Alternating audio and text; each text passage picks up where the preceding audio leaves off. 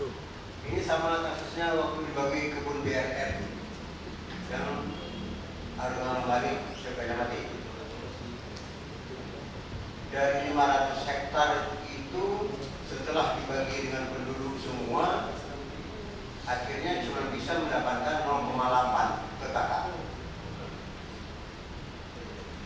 Ini kan juga harus disesuaikan demikian.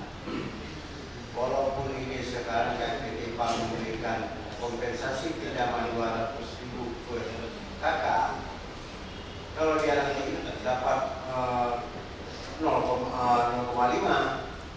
ya itu gimana ketipanya sendiri kan biasanya. Ada nanti mungkin areal desa itu lebih luas, bentuknya tidak seberapa banyak. Bisa jadi dapat 1 hektar kan.